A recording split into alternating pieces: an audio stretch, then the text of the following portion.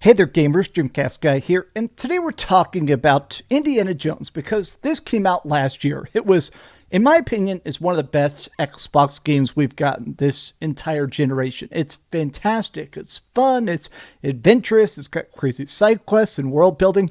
I don't even like the Indiana Jones movies that much. This is the game where it is so fun, it made me appreciate the character of Indy more. I mean, that's how legit good it is. Well, they just announced the PlayStation 5 release date, but that's not all.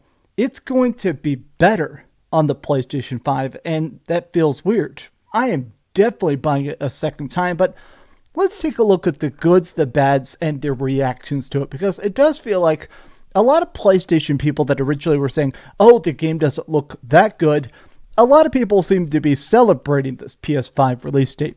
Let's get into it. Hi, hope you're having a great day, and if you could, please give this video a like and subscribe if you haven't already. So, Bethesda's been teasing this with some pictures and videos and stuff, so here it is. It was actually just announced a minute ago with a short little video of Nolan North and Troy Baker kind of talking about the game and the active adventuring.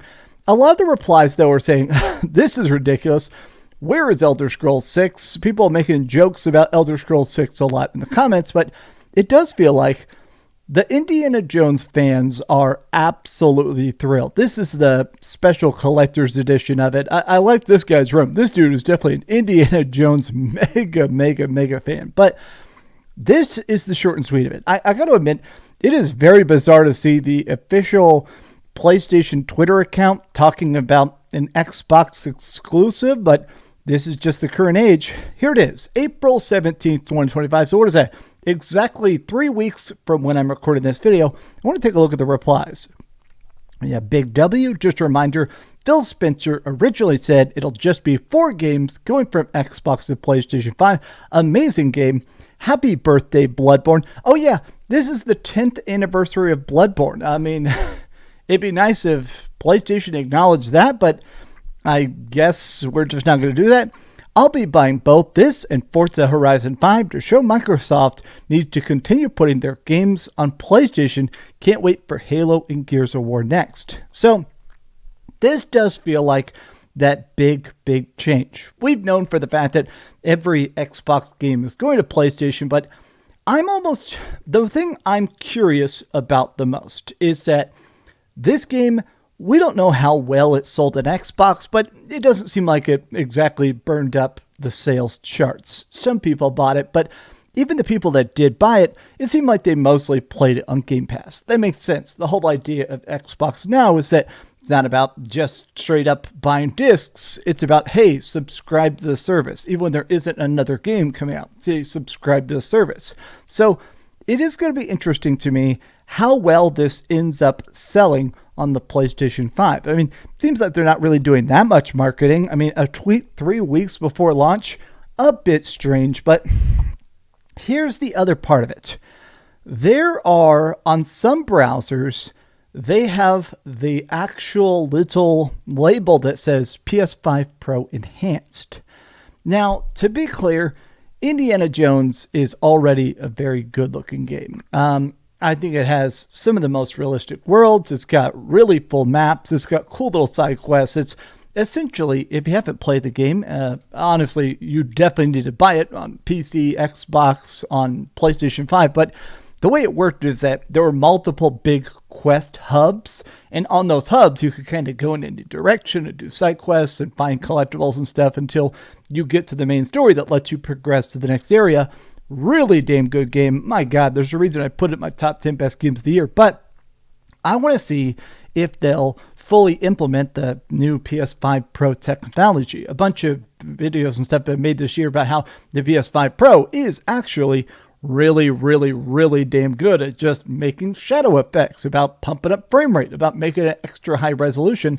I want to see if Microsoft is using that technology to really make the best version of their games on the PlayStation. It is interesting to think about the fact that Forza is coming out 2 weeks after that. So maybe some of the most hyped, talked about games in April are not going to be Xbox games on Xbox. They're going to be Xbox games on PS5.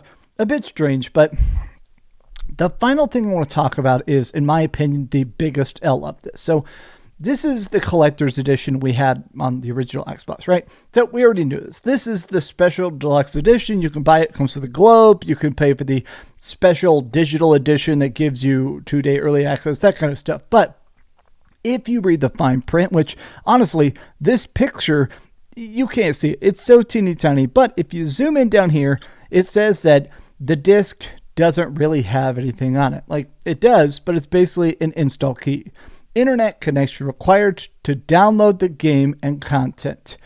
It straight up says that. It is straight up just saying, hey, you'll be able to play it offline after you've bought it, after you've installed it. But I am annoyed about any time a company sells you a game now that has, do I have a physical game? Here we have a physical game. Anytime a company sells you a disc that doesn't work without an internet connection, then the disc is fake. It might as well just be a coupon code, because at that point, the disc is just for show. I hate the fact that everybody does this here and there, but I do feel like Xbox has been by far the worst culprit. I don't think Redfall was digital only, and now I guess that game's dead. The studio's dead. Same with Hi-Fi Rush, digital only. So many of these games, even if you are a collector, even if you are a lover of it, it sucks that the box on the shelf is essentially just a ticking time bomb. It is weird to think about the fact that as we get closer and closer to this all-digital future, so many games like Indiana Jones will only exist as long as Microsoft cares to keep the servers lighted, to keep the downloads available. This has been some off-the-cuff thoughts. To be honest, I'm definitely buying this game a second time. I may just re-review it just as an excuse to beat the damn game again. I loved it on Xbox. I'm probably going to platinum it on PlayStation 5, and I'm super curious how it looks on the PlayStation 5 Pro. But how do you feel about Indiana Jones? And have you already played it? I guess that's a real question. Have you tried The Great Circle? And are you, like me, going to be a crazy person and double dip? Tell me your thoughts in the comments down below. And if you enjoyed this video, be sure to give it a like, subscribe if you haven't already, and please keep dreaming. I am reading, do I have it? No. Have you ever, Brandon Sanderson. I'm back on my Brandon Sanderson obsession. I've just decided to start reading the Stormlight Archives. It is the highest rated fantasy book of all time. It has 77 5-star reviews on Amazon. I don't know. If you're in a mood for giant, thick, incredibly dense fantasy, Brandon Sanderson, baby. Thanks so much for watching that video. If you want to see something else, you can always click this link to see what I put up last, or, subscribe and see what's coming up next. Also, I promise that whatever I do, it'll try not to suck.